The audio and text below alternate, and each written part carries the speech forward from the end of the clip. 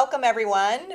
We are back with Carolyn's Corner and so excited today to share one of my favorite people who I've known for quite some time, Miss Kara Collicott, and Bree, of course. Hello. And I'd love for you to introduce yourself to everybody, and then I'll tell everyone why you're here. Sure. Well, thank you so much for having me. I am a VP of mortgage lending at Guaranteed Rate. I've been in the business for 11 years, since 2011. I got my start in the industry doing taxes, was a financial advisor for a bit, and then found my home in mortgage. And I met you, Carolyn, back in 2012. I think it was probably around this time in 2012. And I just, I had popped into one of your open houses, and we just instantly clicked. I think one of the first things I remember about you is that you did team in training and you were a marathon runner. That's right. Yeah. So, I like working with people that I have a lot in common with and that I like. And I was like, oh, she's the same kind of crazy that I am. Yeah. So. And on the same token, she's a hustler like I am. She's out there working hard and going to open houses, meeting new agents, because that's what lenders often have to do when they're working with agents, is to meet new people. They go to open houses just like consumers do. So yes, and being available on the weekends is important. Definitely. True. Absolutely. Yeah. Okay, great. Well, thank you for the introduction. So as I mentioned, you are here for a reason, and that's twofold. One, we would like to hear what you have to say about what's going on with lending right now. Obviously, there's a lot of changes, everybody. We've been talking about it quite a bit in the podcast with lending. But also I wanted to talk today about where to invest, because Kara has invested in several different states and different types of properties. So I thought she'd be a really good asset for us to ask some questions and get some input from somebody that's trying a lot of different things. So first of all, could you just kind of give us a little synopsis about what's going on in lending right now? Yeah, so I think 2022 is going to be an interesting year. Rates are up, and I think that a lot of the drastic rate increases that happened in January were in anticipation of the Fed raising rates. What I've historically seen when the Fed actually does raise rates is mortgage rates tend to soften a little bit. Mm-hmm. So the market's normally anticipating it ahead of time. Mm-hmm. But Fannie Mae and Freddie Mac just announced their conforming loan limits increase back in, I think it was early December. And, it's the highest loan limit increase that I've seen year over year in my career. So there's, in spite of rates being a little bit higher, there's a lot more lending capability. So there's still a lot of buying power with higher loan limits. We've had a lot of guideline updates. Fannie and Freddie actually just removed all of their COVID requirements. So we used to have to show, I have a lot of self-employed borrowers. We used to have to show, 3 months bank statements and profit and loss for your income stability. We don't need any of that stuff anymore. Oh, really? Okay. Yeah. So, there's been a lot of expansions on guidelines. So lending is a lot easier, that makes me happy.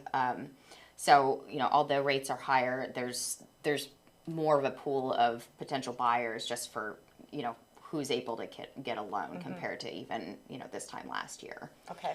So do you see any changes specifically about the types of loans? Because I know we've talked about it in the podcast several times. Bree over here is going to be buying a house soon. Oh, that's so exciting. We, are frequently talking about her buying power as well and different programs. So can you maybe share with us if there's any changes in, what's different types of popular programs, such as, some people think that zero down is a thing. Are you seeing any of that? What are you seeing actually in the marketplace right now?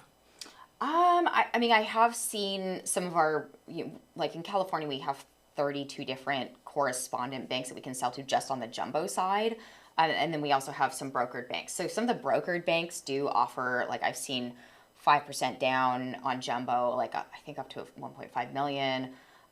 So there's, wow. Yeah, there's bank statement loans. Mm-hmm. When I used to work for, I worked for Wells Fargo, with the Wells Fargo Advisors Group for a long time. And I used to think that bank statement loans were didn't actually exist. And now I realize now that I'm at a different company, they do exist, and for the right buyer, those are opportunities. Right. And yeah. So let's clarify what the type of right buyer that would be. So if you don't mind sharing that. Yeah, I mean, you're going to pay for what you get. So, the rates are going to be a little bit higher. But for a buyer that, let's say they have really complex taxes and they just want to get the house now, they're showing a lot of, they might have a ton of write-offs on their taxes where with a traditional, conforming or traditional jumbo loan, they might not qualify, but they're showing, lots of deposits there is income. They're just really aggressive on their taxes. Okay.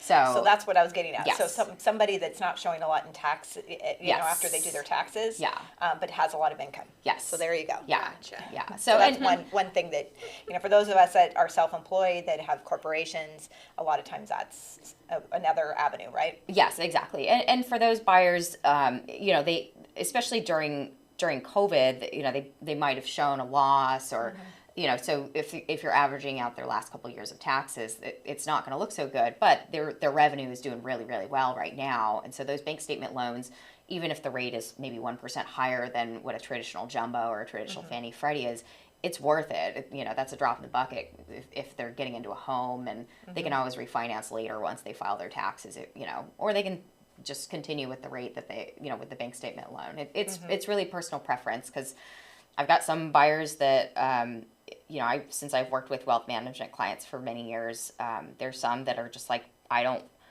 the tax write-off and having very low taxable income is way more important than, getting a better rate. So yeah, it's really personal preference, but when there's not a one-stop shop, there's all kinds of options out there. And the fact that I've worked at 4 different companies in my career has really given me a lot of perspective on everything that's out there. Right. So yeah, there's always opportunities if you Right. really want to buy a home. Great, thank you. So this is not a question that I had asked you about in advance, but we were just talking about this. So because the market is so challenging right now for Yes. buyers, could you just maybe list a few of the things that you're seeing that are necessary from the lending side for buyers to be putting in their offers that actually work? So Yep. Yeah, especially since I just had an accepted offer on a place in Austin, Texas Oh, recently. congratulations. Well, I decided to pull out because there were issues that came up in the home inspection. Fun stuff, But I do know how to get an offer accepted in a very, very competitive market. I think waiving the appraisal contingency is kind of it's a must, unfortunately. So, buyers need to show that they have sufficient cash. If they, the loan to value is based on the lower of the purchase price or the appraised value. And if the appraised value comes in lower, you as the buyer are going to have to come in with the difference, or have a higher loan amount, just depending on the maximum loan to value, for that lender, for that bank. But I think every place that I looked at, whether it was Orange County, like helping my clients in Orange County, or in Austin, Texas, everybody waived their appraisal contingency. right. Loan contingency, I actually got my offer accepted without waiving my loan contingency, but I did do a very aggressive loan contingency. So mine was 8 days. And what that does is it tells the seller and the listing agent that you mean business, and you're going to have your ducks in a row really quickly, because they, more time on the market, like the longer on the market, the more other buyers think, well, maybe there's something wrong with the property. Right. Yeah. Right. Yeah. So. Was it already underwritten? So at that time, because I had a lot going on in December and January, and I was moving, so I did not have time because I was helping my clients and then was dealing with moving my stuff into storage. So my file is currently with underwriting, so I should have a loan commitment. And So could you clarify what that means? yes, Thank yes. you. So most lenders, as guaranteed rate as well, we can do a fully underwritten loan before you even have an accepted offer. So that takes a lot of the guesswork out, and it also cuts the time, the time for escrow in half. Right. So you can definitely make, like, if you already have an underwriting approval, then all you have to work on is your appraisal, because most lenders will still require an appraisal even if you waive your appraisal contingencies, and your final approval conditions, and it's pretty quick after that. So you could do a 10-day escrow, and you're basically almost as good as a cash buyer at that point. So what are your average escrow time periods that you're seeing, with your files? I think with the time of year recently, they've been longer escrows just because people weren't wanting to move right after the holidays. But, because rates are higher, turn times are a lot faster just because there's a lot more capacity with underwriting. So, we could do, 8-10 day closes, especially if it's already underwritten, if it's not a complex file. Okay. But it's really case by case, because if a buyer has, 5 different businesses, different corporations, and they have 10 different, I have a buyer that has 10 different properties, and it's a lot of documentation we have to put together, and so that's a lot of touches that everybody's going to have to do. Bank statement loans also, you have more documentation with that as well. With the bank statement loans, there's not as much documentation. It's more streamlined, but it really just depends. I can't speak on behalf of each bank, but the turn times in general are, if there's no need, regardless of the lender, to do anything more than a 30-day escrow right now. Yeah. Good. I'm seeing that now to buy a home, you need more than 20% down. So, you're an agent. You can, really, at the end of the day, the seller doesn't care how much ultimately you're putting down. But yes, when you're making your offer, like my offer, I wrote it up as 25% down. So because I had the funds to do it, and that gives the seller and the listing agent peace of mind of knowing, okay, she's got the extra money. If something comes up, we're not having to deal with mortgage insurance, because if you're putting less than 20% down, sometimes the mortgage insurance companies can have additional restrictions that can cause snags. Right. So, there's just that breathing room. Now, both of my, with all of my properties that I've had accepted offers on, I've personally never put 20% down, because I'd rather, use that money to do other things or buy other properties. But, every offer I've shown at least 20% down. And then at the end of the day, once you're in escrow, if you want to change your loan amount, as long as you're still, closing on time and the seller gets paid whatever they were originally going to get paid, they don't really care how they're getting the money, as long as it's not causing any delays or, causing extra drama. So, and I don't think I've ever, with any of my clients, seen a seller pull out of escrow or cancel a deal if they find out that the buyer is, I think the only time that happens is when you change the type of loan, like if you go from a standard to VA, VA or FHA. I've had that Govy loans before. have additional that's restrictions. Different. Yeah, but percentage down changes don't really affect the seller, but the type of loan potentially could. Yeah. So, okay, great. Well, that was a lot of information. So sorry. Caught up. That was perfect. I know we could spend like 2 hours just on all this, but I wanted to make sure that we, access the great knowledge that Kara has on investing, because when we did when we first started the podcast, we did a survey, and one of the top questions was, where should I invest? Where should we be putting our money? And so the only person that I know that has really been exploring that a lot was Kara. So she was the first person that I wanted to come in to address that question. So could you just tell us a little bit about your real estate investments and where they are and what type of investments that you have? Sure. So I've got a home in Irvine, California that it is still a second home for me.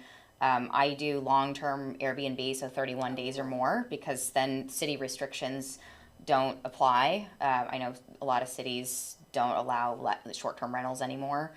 And then I built a home in Northwest Austin, Texas, about 8 minutes from the Big Apple campus over there, back in 2017. And I lived there. That was kind of my landing pad when I started exploring the Austin market. And then I ultimately I have long-term tenants, and I have a property manager out there. And then I'm currently looking for a home to live in while I've been, if you ever want to know how long it takes to build a high-rise condo, it takes at least 3 years.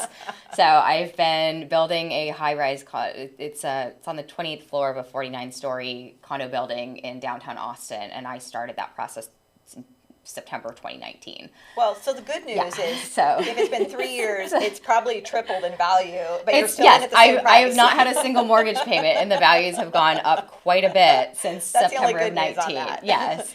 So, it really, as far as, I travel a lot. I really enjoy travel. I've worked in customer service my whole life, so I really enjoy being an Airbnb host. I think it's really fun. The best place to invest is, I think any investor has to take a step back and think about what kind of tenants do I want to have. So, some investors might want to have, longer term that's plug and play, that, the tenant's not going to go anywhere. Baby boomers are getting older and they want single story. So that might be a great, type of tenant for one investor. Short-term rentals might be great for another. In general, what I look for any market is something that has culture, something that has a lot of appreciation potential, that has a really good job market. And Austin is, I think, the lowest unemployment rate in the country. Orange County is really good too because there's a lot of overflow coming from Silicon Valley Yes. and from the Bay Area. So, and I mean, I'm shocked that maybe I'm biased because I'm born and raised in Orange County, but I think it's one of the best places in the world. We got way better weather than the Bay Area, and our prices are cheaper than the Bay Area. So I think they're starting to wake up and realize that too. Yeah. But school districts are really important. So every property that I've gone for, aside from the high rise, that's a little bit different animal. I always look for good school districts. So my place in Austin's got Round Rock School Districts, which is one of the top public school districts in the country. And then I've got University High School Districts for my place in Irvine. Everybody wants their kid to go to Uni High. Yeah. So those are important. I hope that answers your question. There's other factors too that I look at. Cash flow is always important. Right. So even if it's a break even, like if you're huge negative cash flow, maybe it's not a good investment because you can't count on appreciation. I know appreciation is way more sexy and it's way more, exciting and fun. Right. And we've gotten used to it. We've gotten used to so it. Spoiled the last 5 years. But, we saw it during the market crash, people were stuck with their homes and that's okay. If you're in a 30-year fixed and values come down, that's a paper loss. Unless you're actually selling it, it doesn't matter. But you at least have to have the mortgage payments covering covered by rent. By rental income. Right. Now, have you done any, rental analysis, like what areas have rents rising fast or have more room to grow? I'm just curious because that seems, here in Orange County, our rental rates have gone up so quickly and they've gone up faster than our actual home appreciation. Yeah, it's so about have you done 19%. any analysis on that? Is that a factor when you're making a decision? I do. I think since I'm such a social butterfly, my analysis is just talking to other people and we're on the street and just hearing like, okay, this is, and rents across the board because our Fed has just printed out so much monopoly money since COVID. Rents are going through the roof everywhere. Right. So, which is also why I tell all my buyers, I'm like, I know your mortgage payment might be a little bit higher than what you're paying for rent right now. That's going to change really quick. But I think it's just honestly from just talking to people in the area and figuring out. I do, with my agents in Austin, I'll look at the rental rates and see. But it's also in the markets that I look at, it's all increasing value markets where there's a shift and there's a lot of like movement. Right. So the current rent rates are not necessarily what I'm anticipating. Right. So it's, And that's one of my questions Yeah. is, are you looking at changes like in demographics and changes in business and so I'll look for and that was when I bought in Irvine in 2015. I knew from talking to leasing agents back when I was a renter, and they can't disclose too much legally, but they were saying they were starting to get people working in tech that were coming from Silicon Valley. And I was like, oh, okay, that's where the market is shifting. I know rents are going to start going through the roof because all those tech guys just make, they make pretty good money and they can afford pretty good rents and that kind of thing. In Austin, I look for if there's there's every time I fly back, there's something new that's gone up. It's just crazy how much construction and there's constantly changes. So, if I know like that there's like a new amphitheater that's going up, like I'll look at that. I'll look at if, just from talking to other agents, or even like I got a lot of gossip on the market just from getting my nails done. Um, just people talk about their real estate and like all the goings on. And so, I learned, there's like this, grocery store is going to get knocked down and this new thing's going to get put in and there's going to be this awesome new road that's going to bring access, and this whole, area is going to be transforming in the next few years. I'm like, that's where I want to own. Right. So it sounds like because the areas that you primarily invested are areas that you have some familiarity with because you're able to talk to people. Yes. So would that be something that you'd recommend, kind of choosing an area that you have somewhat of a handle on what's going on? You don't always have to. I mean, I think it's a matter of finding somebody that you trust, finding an agent that really is boots on the ground, that's in the know, like you are, with what's going on in the market. So trust is half the battle. But, if it just depends. I mean, some investors are all about the numbers and they don't even want to look at the property. I like to kind of touch and feel and have a better understanding of the market because it's fun for me. But if you can delegate and find somebody that really knows the market and really knows what's important to investors, then that's as good as being in a market that you know. Right.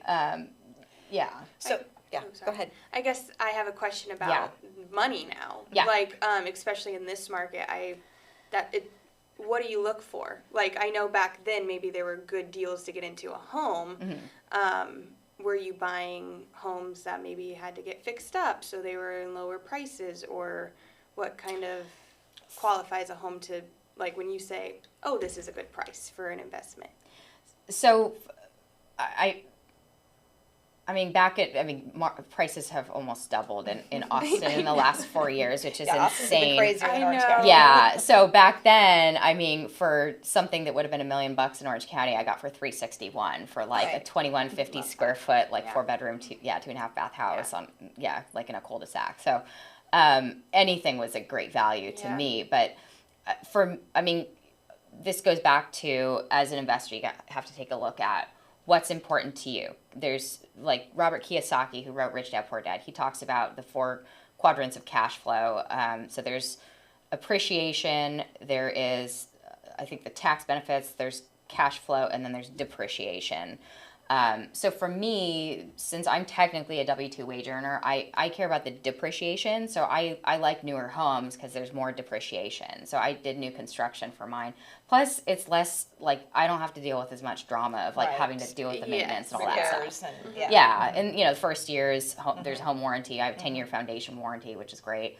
So those are the things that I personally look for, but any investor really needs, before they start investing, they need to, sit down and think about what objective am I trying to achieve? What are my long-term goals, and what type of tenant am I comfortable with? Well, I think that's really important because you have taken different routes, because you have your long-term tenants and then you have your short-term rental.